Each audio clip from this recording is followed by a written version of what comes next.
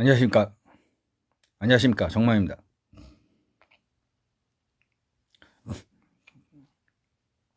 오늘 드릴 말씀은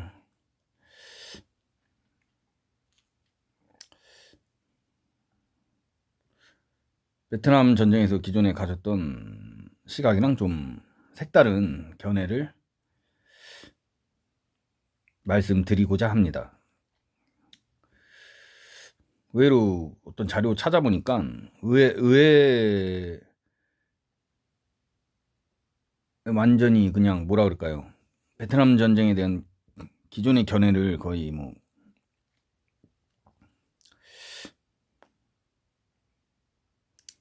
바꿔버린다고 할까요? 뭐 기존의 해석이랑 좀 완전히 다른 새로운 해석이 있어서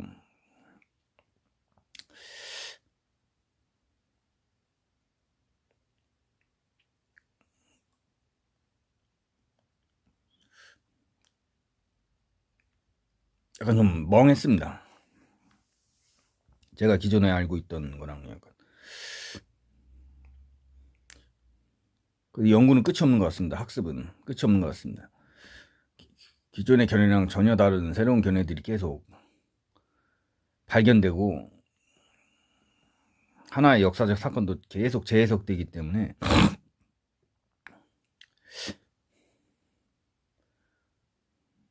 진리 추구는 정말 끊임없는 영역인 것 같습니다.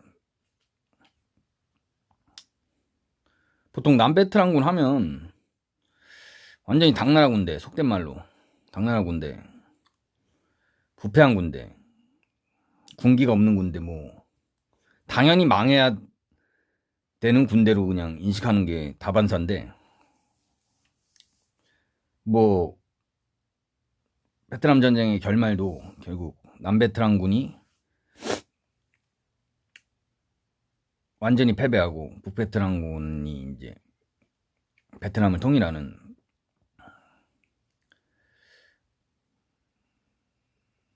결말로 끝났는데, 이건 명백한 객관적 사실이죠.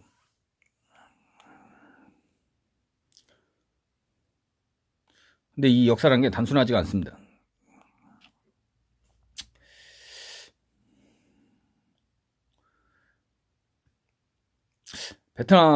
남베트남이 역사가 좀 틀립니다. 남베트남은, 그러니까 베트남 역사 자체가 남부, 중부, 북부가 굉장히 서로 간에 이질적으로 굉장히 틀립니다. 뭐 남부를 안남이라고 불렀고 옛날엔, 중부를 코친차이나, 북부를 또 뭐라고 불렀는데 내가 기억이 잘 안 나는데, 하여튼 산악 지역이고 각 지역마다 특색이 크기 때문에 그 베트남 역사를 해석하는 데 있어서도 굉장히 다양하고 편차가 큰 것 같습니다. 그 시각의 편차가 큰 것 같습니다.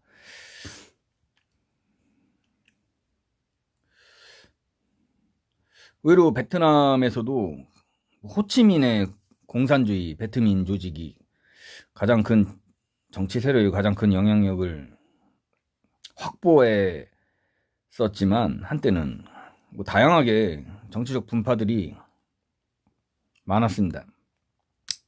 민족주의자 세력도 있었고, 그 남베트남이라는 지역이 굉장히 문화적으로 다양해서 일률적으로 그냥 단순하게 평가하는 것은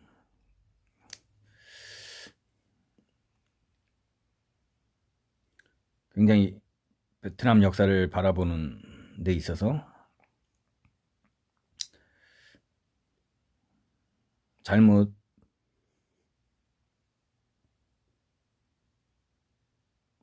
보는 연구가 될 수가 있습니다.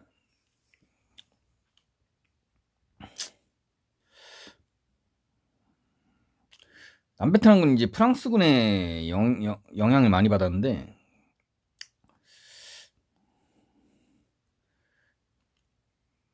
프랑스 제국의 식민지였으니까 베트남 전체가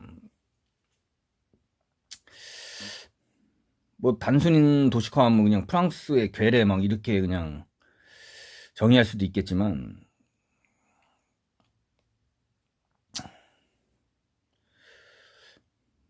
일단 남베트남 군 내에서도 굉장히 공산주의에 대해서 굉장히 반대하는 세력이 있었던 것 같습니다. 남베트남 이제 1군단, 2군단, 3군단, 4군단이 있었거든요. 60년대부터 70년대에 걸쳐 50년대부터. 근데 각 군단마다 굉장히 자율성이 높았고 또 군사적인 어떤 독자성이 강했습니다. 근데 의외로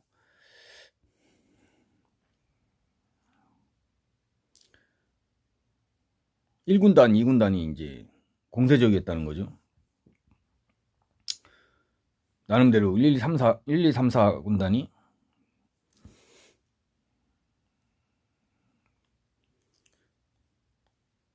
베트공에 맞서서 50년대 말부터 또 침투하는 북베트남군에 맞서서 60년대 중후반까지 굉장히 공세적으로 잘 싸웠다고 평가한 자료가 있습니다. 제가 그걸 발견했는데,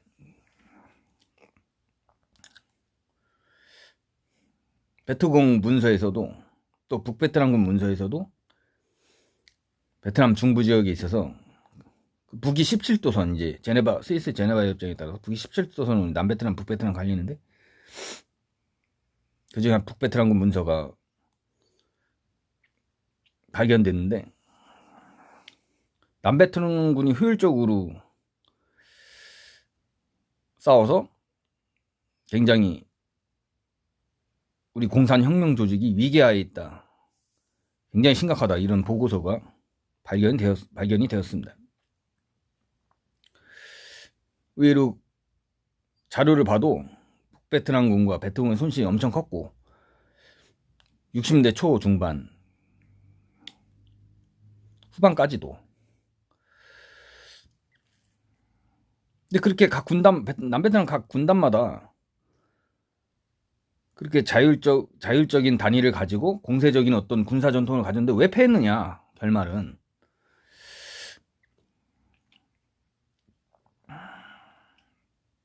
근데 63년 11월 달에 이제 당시 남베트남 대통령이었던 GM을 반대하는 쿠데타가 일어나서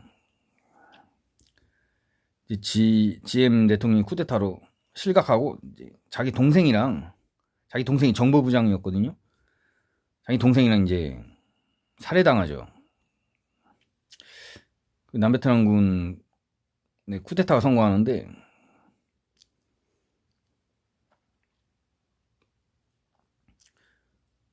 근데 자기 쿠데타 군인들끼리도 이제 다시 파벌마다 서로 갈리고 권력 투쟁을 해가지고 다시 또 쿠데타가 일어나고 또 역쿠데타가 일어나고, 그런 과정 속에서 이제 남베트남군이 이제 각 군단의 자율성과 공세적 군사 전통이 훼손되었다는 거죠.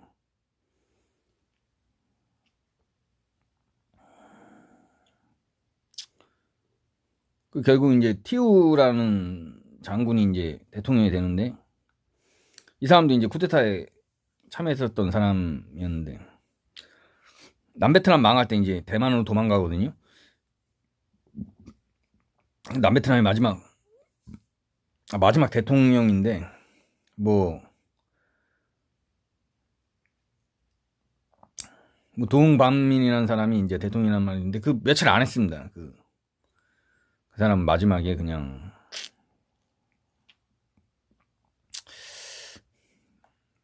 하여튼 티우 대통령 시절에 이제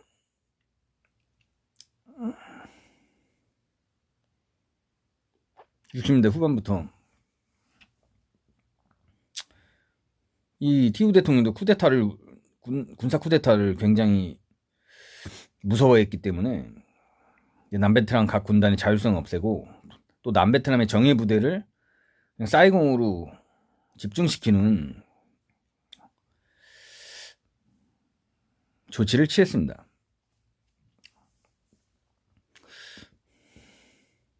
이런 남베트남 군부 내에서 쿠데타 역쿠데타로 유능한 각 군단의 이제 장성들, 장교들이 이제 소멸되고 도태되고 뭐 그러면서 또 쿠데타를 우려해서 티우 대통령이 각 군단의 자율성을 이제 말살하고 좀 제한시키고 이제 중앙 집권적으로 이제 막 남베트남군의 군사 체계를 개편하는데, 이게 오히려 남베트남군을 더 약화시키는 정책이 됐다고 분석하는 학자가 있습니다.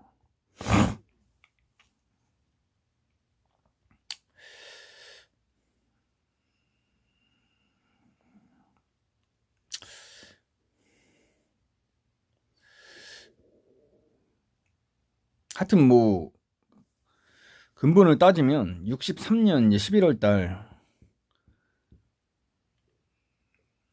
GM 정권을 전복하는 군사 쿠데타가 일어난 이후에 남베트남의 정치 권력이, 중앙 정치 권력이 계속 우왕좌왕하면서 제대로 된 통합적인 정치적 에너지를 내지 못하고,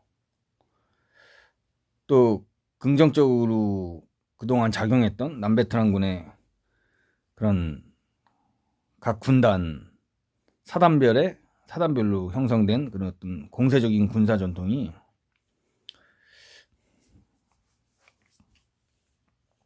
훼손된 거죠. 그 과정 속에서 이제 가장 큰 버팀목이었던 이제 미국이 이제 베트남에서 철수하면서 그리고 나라가 망하는 이제 파국을 맞이한 겁니다. 그러니까 사물을 바라볼 때, 여기서 드리고 싶은 말씀은, 사물이나 어떤 현상을 바라볼 때 그냥 기존에 있었던 고정관념적인 어떤 한 가지 시각으로만 바라봐선 일면적인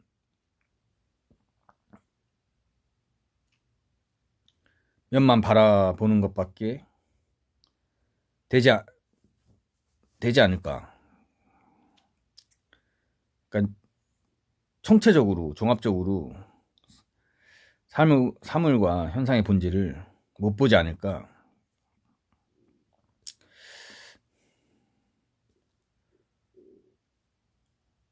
생각합니다. 오히려 다양하게 자료를 접하고 다양한 시각을 접하고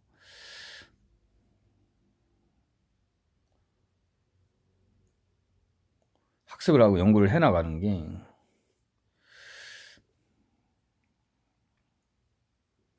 그 현상에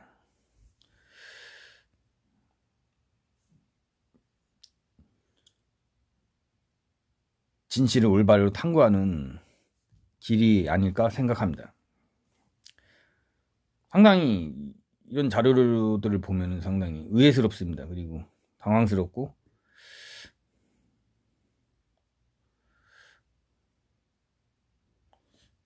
뭐 감정이 말로 어떻게 표현할지 모르겠는데 하여튼 새롭기도 하고 새로운 발견에 전율하기도 하고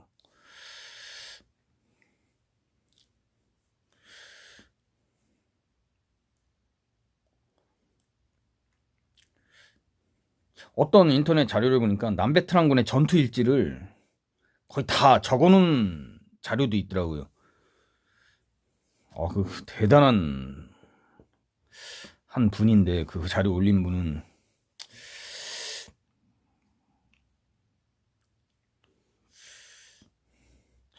어쨌든 뭐 전쟁 사고는 역사관 간의 한 분야의 전문가가 되긴 참으로 어려운 것 같습니다. 길고도 험난한 과정이라고 생각합니다. 하여튼 저는 개인적으로 베트남 전쟁에 관심이 많았는데 의외의 자료를 발견해서 새로운 시각을 얻을 수 있었습니다.